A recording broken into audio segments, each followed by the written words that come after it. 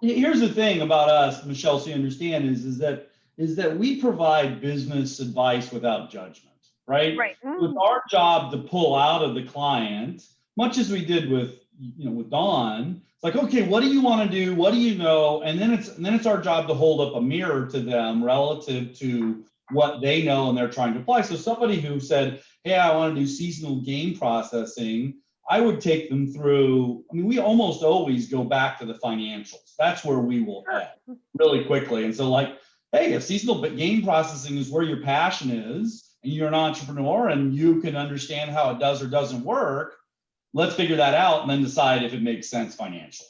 So I don't have a strong opinion on seasonal game processing as a standalone. I have a strong opinion on it as to how, actually don't have an opinion on it until the client or entrepreneur says, this is how I think my business is going to work, right? So we'll take them through the whole budgeting process to say, where are your sales coming from? How much are you charging for stuff?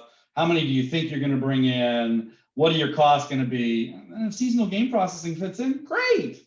And if it doesn't, hey, so I'll be careful not to take a stance too early in a process because somebody else has got a dream, right? Our job is to help entrepreneurs achieve their dreams. We are not corporate America.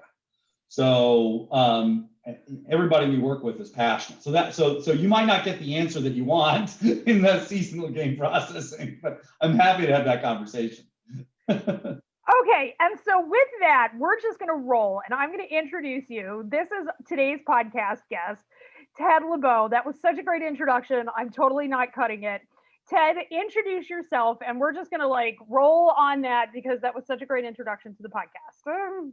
So do I need to go ahead and introduce myself? So my name is Ted Lebow. I am the CEO and co-founder of Kitchen Table Consultants. We are a 15-person nationally based food and farm business management consulting firm. In 2019, we worked with 144 clients, all of whom were food or farm related. 50% of them were farms, most of whom are selling direct to consumer. Many of them are also selling wholesale. Almost all are working in the local foods arena in some level of sustainable, organic, regenerative agriculture.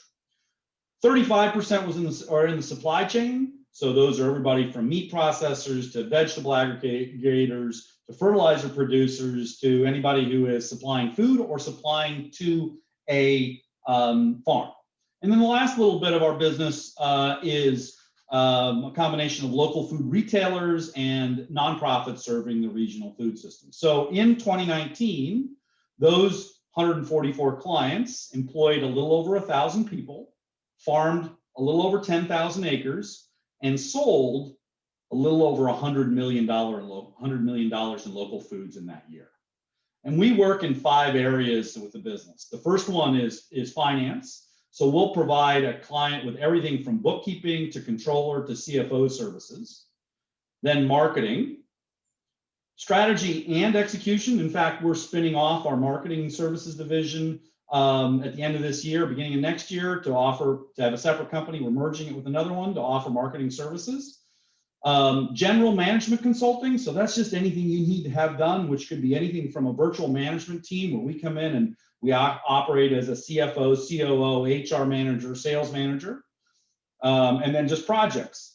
Strategic planning, everything from business plans, feasibility studies, turnarounds, and fundraising. We've raised over $80 million in debt, equity, and donations for our clients over the years. And the last place that we do is group education. So we're running 3 roundtables of farmers across the country, 2 in Pennsylvania, 1 in California, where we bring together farmers first for a 2-day an intensive training seminar, and then quarterly roundtables where we bring the group together, share their financials, and have them solve problems as a group.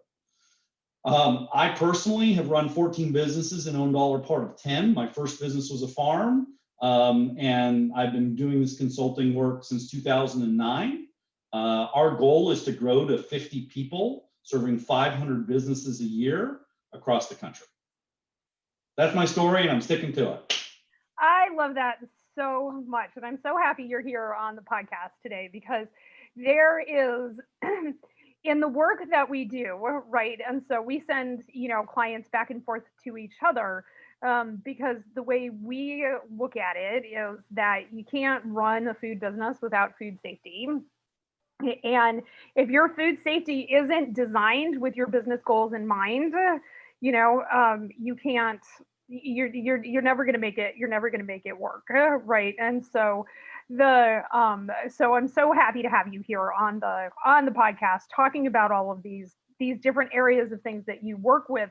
You work with people around, and so when people come to me and they say, hey, Dr. P, I need a facility, because of course we sell facilities, right? And we've identified a few places where there are potentials for stops and holdups in the process, and one of those the key points is client business acumen, as we have determined. So could you talk a little bit about when people have a dollar and a dream, right? And they're like, I see a problem in the marketplace and I want to go solve it, but they've never processed food before, or they've done it only, like on the peripheries. What do you tell them? What's your process with them? And what do they do next? So the first thing I have to explain is there's only two things you need to know to be an entrepreneur. The first one is how to use Excel, and the second one is how to plunge a toilet.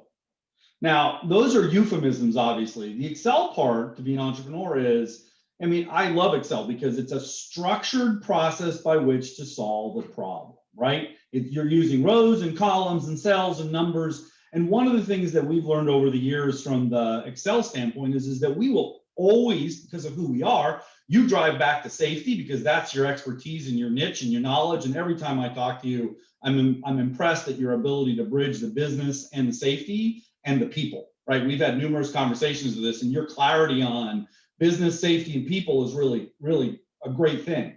So from our standpoint, we look at Excel. Why? Because it's a structured way to solve problems and to run scenarios, right? Really quickly. That's the first part. And it's not just using Excel, it's a thought process. How are you solving the problem? Many people in the food system, in the local sustainable food system, are totally passionate about what they do. They jump into it with both feet. They're really excited about it, and they go make it happen. And then at some point in that journey, they've got to get some structure in order to make sure that they're sustainable by all legs of the sustainability stool, one of which is economic, right? The second part is you got to be able, you got to know how to plunge a toilet. Well, why? What do I mean?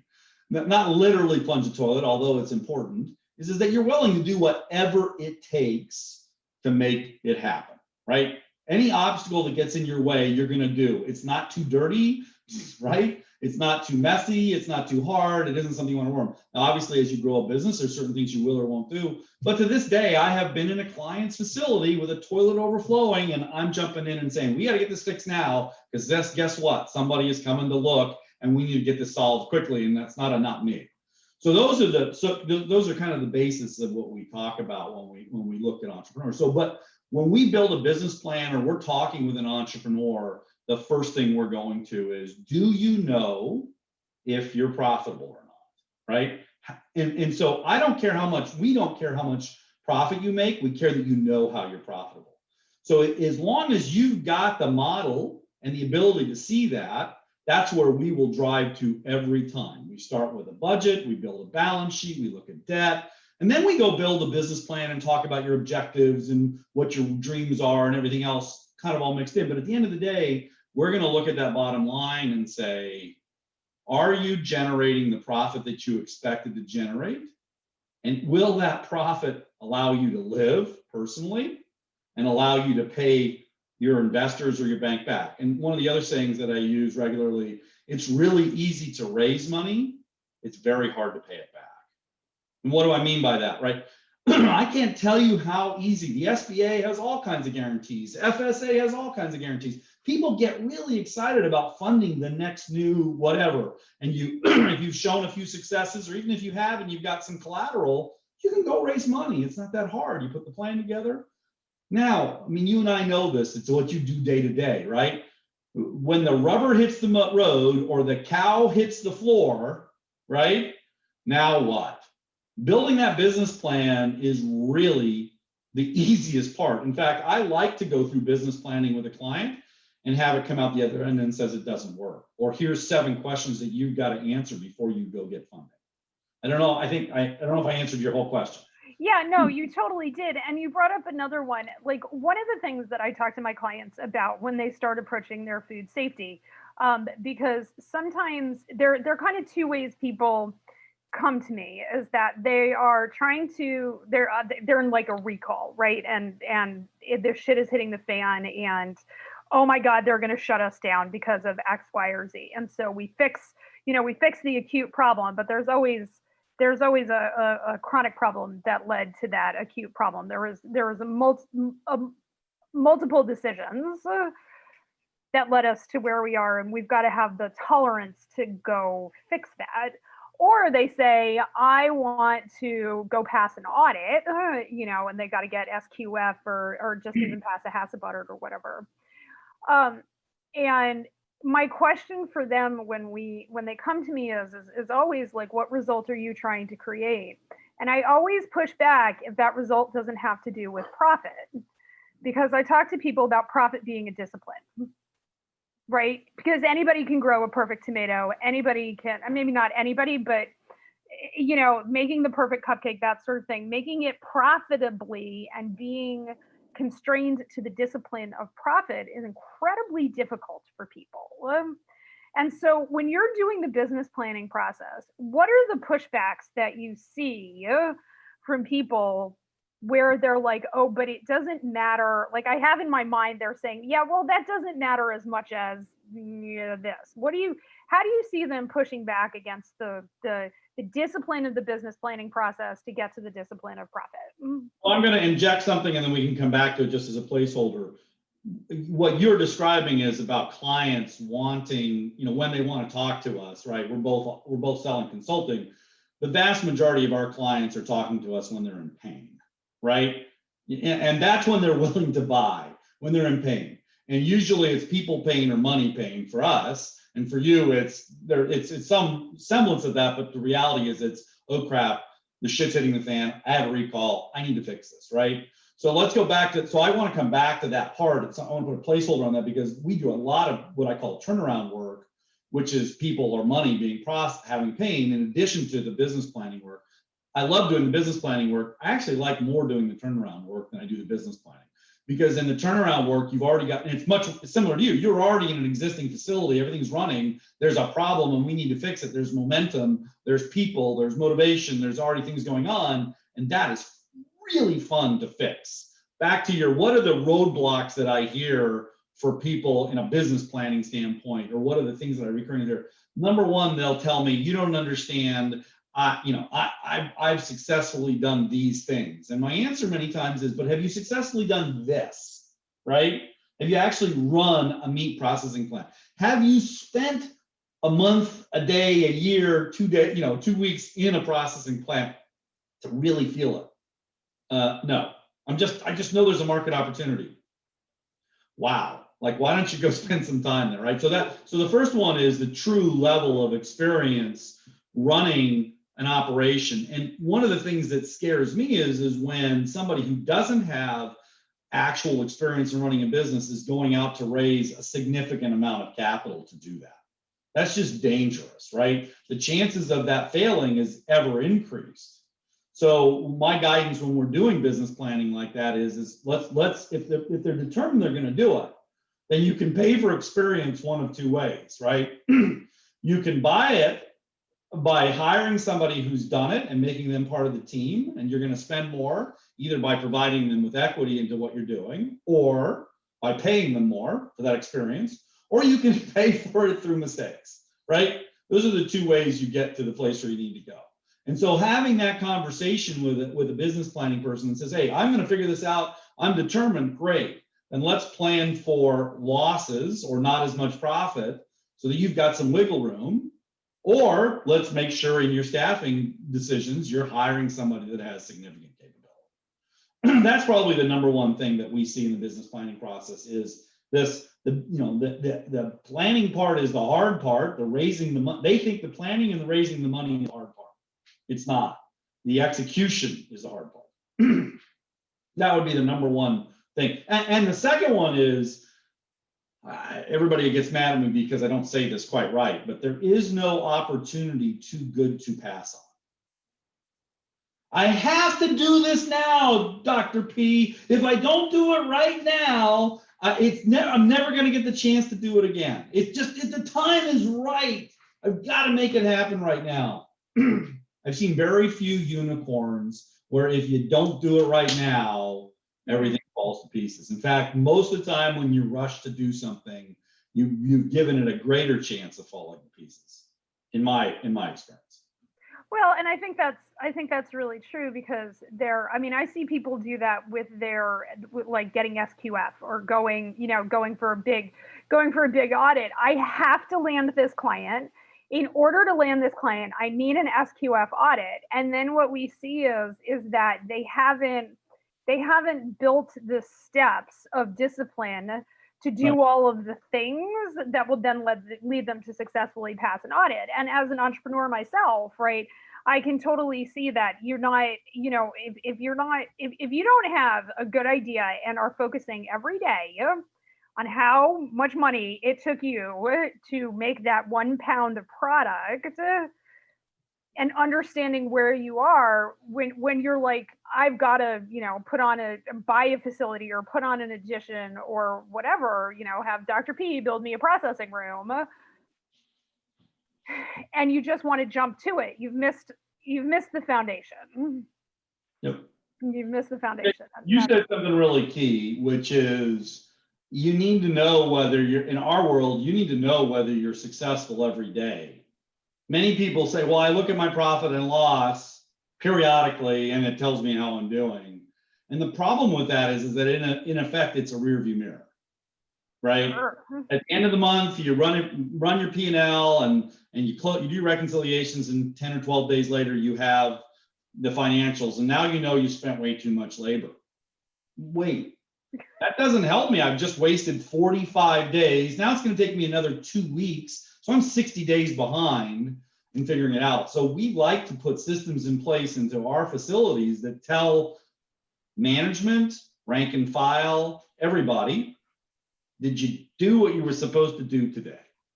So that tomorrow you can adjust if you need to. Right. And we talk about that. We talk about that in the after action report. Again, in my business, yep. At the end of every day, Andrew and I have a conversation about what did we accomplish today, what worked, what didn't work, and what are we going to do differently? What are we going to do differently tomorrow? And the way I look at it, and the way I encourage my clients to look at it, is every day is the day that we make money. Yep. Today is the day that the P&L is positive. Today is the day that we make the sale. Today is the day that we discipline ourselves to the costs or whatever it is that you need to do. And it's a much like food safety is an everyday choice. You make a choice every time you're in the bathroom whether or not you're going to wash your hands, right? And you either have the culture that creates that, or you don't have the culture that creates that, and you've got to change it. And I think profit and profitability and understanding your costs is the same way. And that people have to make the choice every single day. So what do you see? Do you see any common themes in the people who are coming? So now somebody's in pain, right? What didn't they do before they called you that lands them in the hot water that says, oh my God, now I really need the financial help, the CFO, the business planning, all of that sort of stuff. They had no workable budget. So like the day-to-dayness of the budget. This is how much we're spending on labor. This is how much we're spending on raw materials. Like that doesn't exist. In every level of the business. So let's use a co-packer as an example, right? Well, let's use a livestock processor as an example, right? So there's no budget involved in what are they charging to process the animal. Well, that's what my neighbor is charging. Great. Okay. If your neighbor's charging that, how do you translate that into a budget on the factory floor of how much time you have to use for that animal. Okay, I can't do that. That's too much detail. All right. So the next one is, I think my, is a financial budget, right? So if I'm going to run this amount of animals through my facility and charge this amount of money, how much money should I be using for my labor? And then how do I convert that labor to the dollars to hours so that I can normalize my management process? So by budget, I mean, usually when this goes back to, I can raise money, but then it's hard to pay it back. When somebody decides to build one of your buildings, one of your facilities, they get a dollar amount, right? They get a budget. Yeah. And if you charge them more than that, they're going to come back and go, wait, Dr. P, wait, you told me it was going to be this amount of money and it's more. And you're going to say, well, you changed something and I told you to change something, but we started with a budget, right? And so using a budget that you can come back to is probably the number one thing that I see people having a problem with. The second one is them saying, and especially in and around labor, well, I've tried to reduce labor, but every year, minimum wage goes up and I just can't, it's just not possible. and my answer is, well, have you ever gone out and told the factory floor that they have this many hours to do this project in? No. Well, why not? I didn't think about it that way. How would they understand? Well, so budgets, like estimates, communication, setting those goals. If you don't know where you're going, any place will do, right? Right. Mm. That's the number one thing that I see is that people are, so what happens in a business, and I call it a pyramid of business operations. At the base level, it's about employees, right? They're your single most important asset. Are they safe? Do they have consistent work? Do they know that you care about them? The second level is about your customers, which is quality, right? Are they getting a good product for a fair price? Are they happy? Are they getting something that's safe in the food business? And then the top of the pyramid is efficiency, which is about the health of the business. And it's almost always the last thing that a passionate, it's the opposite of corporate America. Corporate America, all they care about is, am I making a profit? Am I giving a return to my shareholders? And they, we all just don't think that they care about anything else. They do, but that's what drives corporate America is profit. In entrepreneurial America, that's the last thing, right? But if you aren't able to think and care about that, what happens pretty quickly is that your quality for your customers degrade and your employees have turnover and everything else. So it's a self-fulfilling issue. So what I see more often than not going into these food businesses that are passionate about changing the world ultimately, right? I mean, we're trying to create a different outcome for our farming and food systems than we have today. And I'm not going to espouse one is right or wrong, but that's what we're trying to do so that long-term in the future, my great-great-grandchildren have a great alternative for getting great food that takes care of the environment and the community. The last thing that we're all thinking about is the efficiency part. But unfortunately, if you don't think about that, you're not going to have the opportunity to perpetuate the safety and the quality. Yeah, that makes a lot of sense. When I'm talking with people, we have these questions that we ask when something's going wrong, and I call it the STRIVE paradigm. And the S in STRIVE stands for safe. And the first question, somebody comes to me with a recall or somebody comes to me with some really big problem, and I'm like, are people safe to be making your product?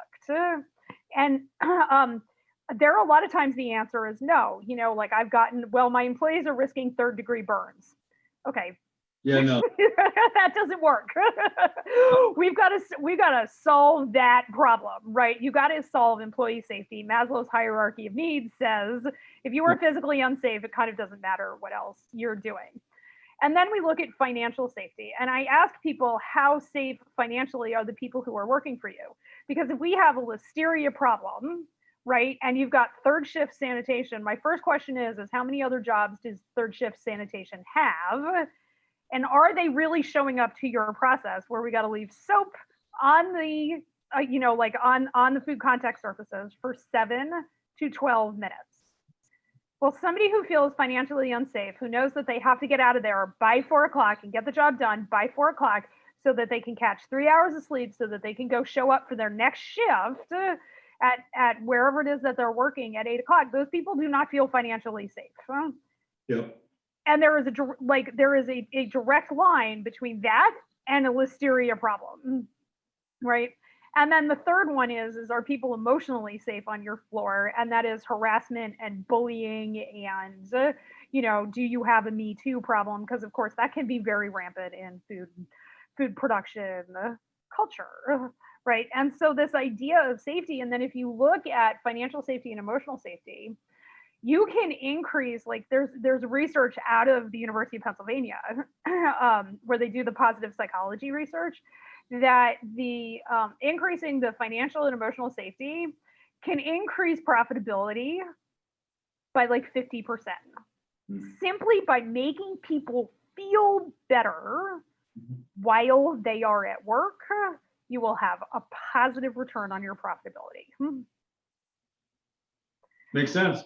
But in order to do that, people have to be able to tolerate negative emotion and failure, and like they have to be, frankly, more emotionally mature to deal with other people and how other people are acting, and that can be very challenging for people. And I think that has a direct reflection on the bottom line and the profitability of a company. I agree. Yeah. Cool. All right. So what are some things that you wish people knew that maybe we haven't covered already when they are starting the process? They're like, okay, I know I have to have a business plan. What are some things that I have to know? In the business planning process, the questions that we're always going to start with is, you're in the planning process. Go tell me who your actual customers are, and go tell me how much they're going to buy.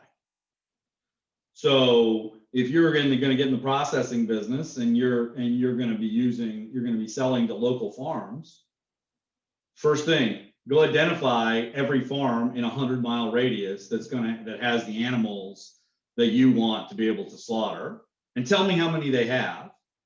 Right? Like, spend the time to go tell me that I want the name. I don't want the USDA survey that says there's 1,000 farms of 50 animals. No, when you're out, when the rubber hits the road and you need to sell, you need to give me the names and the number of animals. So that's the first thing that I say. And then after you've given me that, I say, all right, so you need to pick 10 and go talk to them.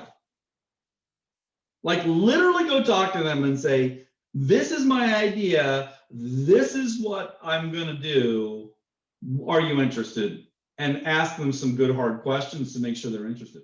And about 70% of the time, they're going to say, well, I'm not really quite ready for that. I want to get the whole business plan together, and I'm not sure. And my comment is, well, basically what you're telling me is you're going to go raise $1.5 million, and you're going to have that clicking away with interest, and you're going to have employees in the facility, and you're going to be getting ready to get ready for your sales. Right? Now you're spending 100 hours of your time and $10,000, $15,000, $20,000 of your money to do the planning. Wouldn't this be a better time to determine that, in fact, what they need is chicken slaughtering, not beef slaughtering, or they just have no interest at all, and there's really not an issue? And no, they don't like you, or you don't like them. Wouldn't this be a better time to do that before you sign up for a lot of money? And that usually gets their attention. So that's the number one thing that I would say to people: go actually prove that there's demand, and not just by an internet search. Right. You got to go talk to people. Knock on doors. Have phone calls. Ask for a commitment. As you get further along into the process, I tell all my clients to ask for purchase orders, ask for an actual commitment, right? Hey, I talked to you 3 months ago about this plan, and I'm about to go raise money. If I do this, would you give me in writing a commitment that says you've got this many animals, and should I provide the right quality and the right pricing, then I'm willing to send this many animals to you each year? Because that goes a long way in making sure that I can, raise my money and feel like I'm going to be good about paying it back. That's really good. I really like that. I really like that, because that gives people, proof of concept. Well, the other part of it is, Michelle, is that if you're not willing to do that while you're raising money, holy smokes, like, that just doesn't feel right to me. right? Like if you're not willing to go get out there in the traffic, make yourself vulnerable. Well, what if I make a mistake and piss somebody off of those 10 that I talked to? Well, you found 100. There's 90 others or 99 others that'll be there, right? You need to know that there's going to be animals coming through that door, or the large sucking sound at the end of the building is going to be your cash going out down the drain as opposed to in your bank account. Right. Yeah, no, that makes a ton of sense. And you hit on the key word, which is vulnerability, is that you've got to take your dream and put it out in front of somebody else and say, hey, does this solve a problem for you? Yep. And that's a vulnerable place for people to be in, but I think that's the entrepreneurship journey, right? Yes, agreed. Yeah. So, okay, great. Well, this has been amazing. So tell everybody, Ted, how to get in touch with you, where they can go for more information and get more of all this goodness. So best place to go is to our website, www.kitchentableconsultants.com.